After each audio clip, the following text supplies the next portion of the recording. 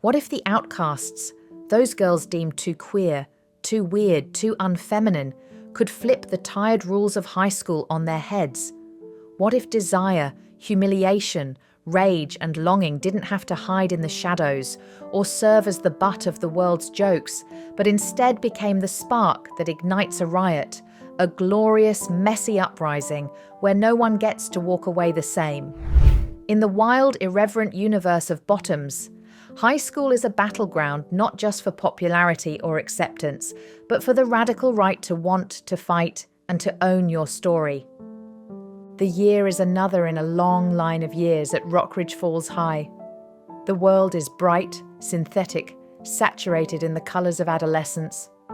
But for PJ and Josie, it might as well be a locked box with no escape. They are the sequestered, the ignored, the kids who can't even claim the badge of nerd, because nerds have at least carved out their own cliques. PJ hides behind sarcasm, always the one to cut a moment down before it cuts her. Her bravado makes her seem reckless, but it conceals a bottomless self-doubt. Josie is quieter, more anxious, always at risk of drifting off into daydreams about Isabel, the prettiest and most untouchable cheerleader in school. Life in the margins is measured out in humiliations.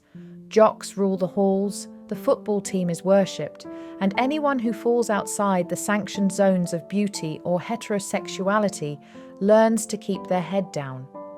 PJ and Josie are blessed with a friendship that's more twinship, two halves perfectly in sync, each eager to drag the other through one disaster after another, always managing to keep laughing.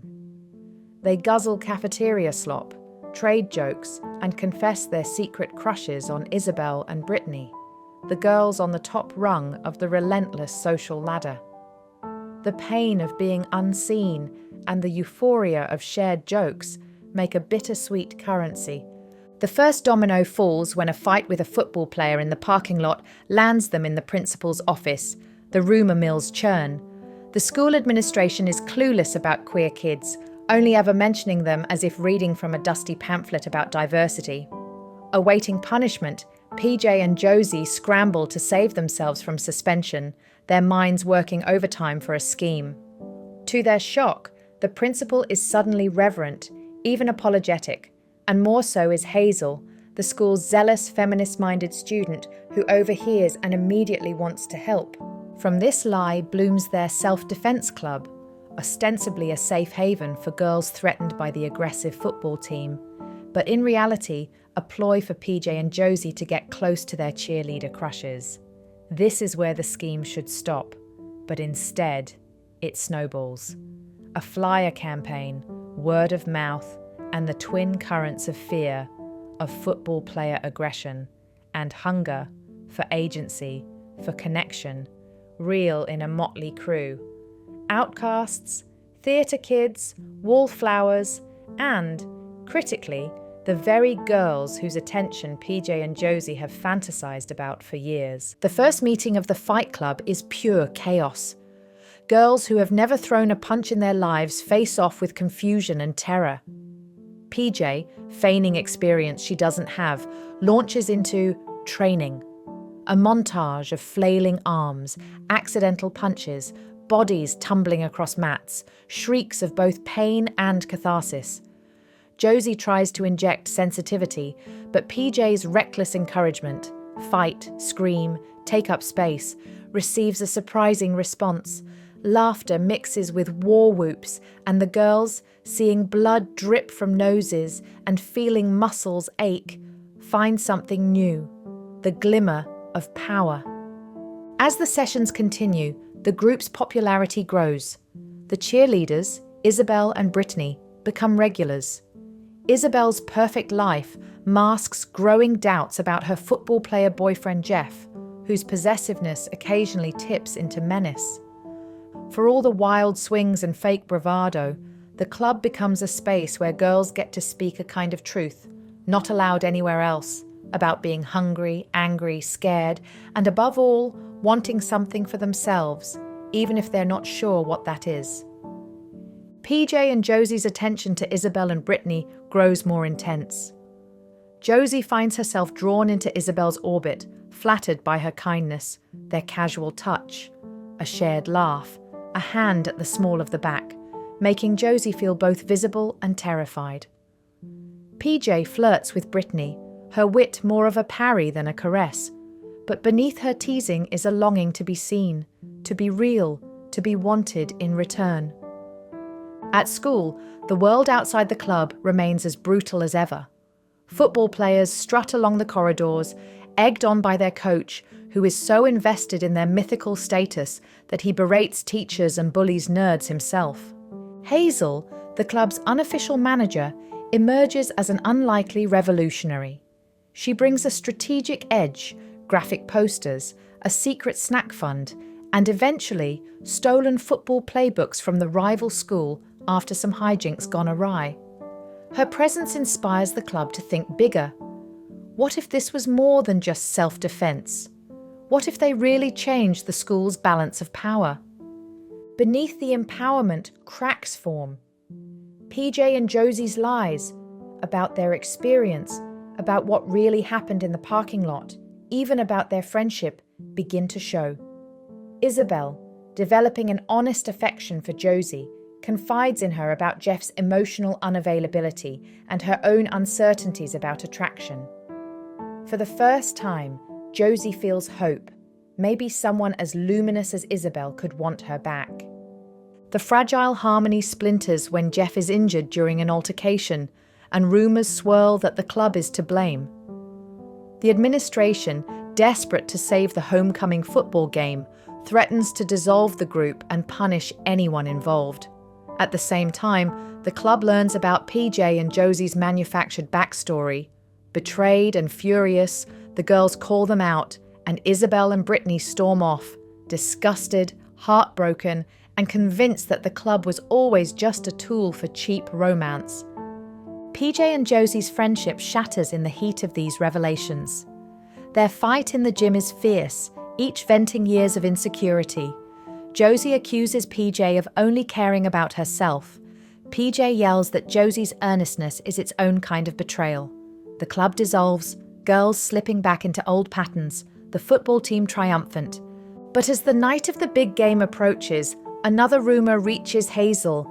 Football players from the rival school are planning to sabotage the match, targeting Jeff in retaliation. The threat galvanizes the girls, who reunite in secret. They hatch a slapdash rescue mission. This time, not to impress anyone, the night of the game is a comic opera of combat. The girls deploy madcap tactics, distracting mascots, pelting opponents with snacks, unleashing muddy chaos on the field. Fists fly, bodies tumble, and in the chaos, each club member, wary or wounded as they may be, is transformed. Isabel, seeing Josie risk herself in the fray, sees her not as a project or safe friend, but as someone brave and desirable. Brittany, watching PJ's frantic battle cry, finally sees the vulnerability beneath the bravado and takes her hand. The football team is left bested, the rival squad routed, and the school's social order is, for one wild night, upended.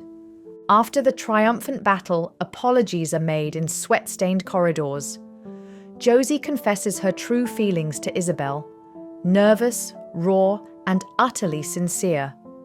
Isabel, touched, admits she's wanted Josie too.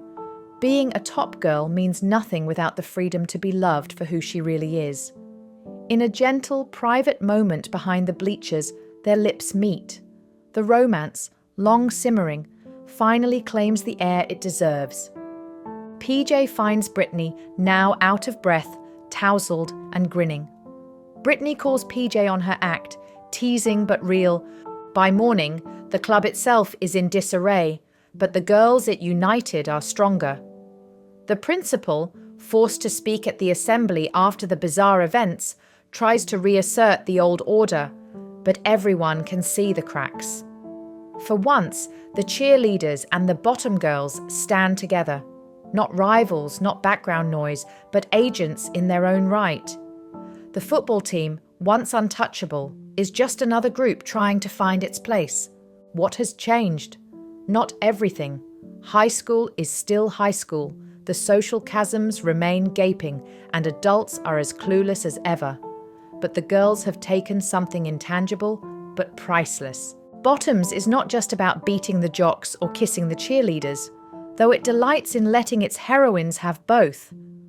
It's about what can happen when misfits refuse the narratives written for them, when lies, longing, mess, humour, violence, desire, and wild hope collide and make something bigger than the sum of their hurts.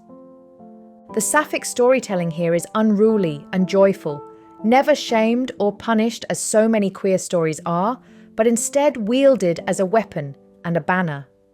The love between girls is fierce, awkward, hungry, and funny. Friendship and romance contend and tangle, fueled by both rivalry and shared alienation, culminating in the understanding that the stories you write with others mean more than any script handed to you. Above all, Bottoms burns with lessons born in chaos. Don't wait to be chosen. Choose yourself, your friends, your crushes. Let desire be the motor of your revolution, and let mess be your signature, not your shame. It's okay to be afraid, to fail, to make things worse before you make them better. Sisterhood is built in the hardships you share and the fights you bring to the world. Love, romantic or platonic, demands vulnerability, honesty, and the willingness to show up and try again and again, messy and real. The aftermath is equal parts exhaustion and hope. The world outside, its rules and prejudices, still waits, but the girls move through it changed. They have made new rules, if only temporarily, and in doing so have glimpsed the power of collective courage and unapologetic longing. Josie kisses Isabel in the open, no longer shrinking from what she desires. PJ learns that being loved isn't weakness. Brittany and Hazel lead the next charge. Girls at the bottom no longer believe they're powerless. Each girl carries a new possibility inside her. A future unwritten, yes, but one she'll fight for with teeth bared and heart open. So the next time you find yourself at the margins, remember the girls who started a rumble from nothing but want and will. Their story, filled with chaos and comedy, is a dare to us all. Reclaim your longing, gather your crew, break the stupid rules, and let yourself want, loudly, fiercely, out in the open. The bottom, after all, is where the revolution starts. If you savour wild, unapologetically queer stories where underdogs seize the narrative, make sure to like and subscribe for more sapphic recaps, deep dives, and the messy, glorious tales that remind us everyone, especially the girls at the bottom, deserves to fight, love, and win.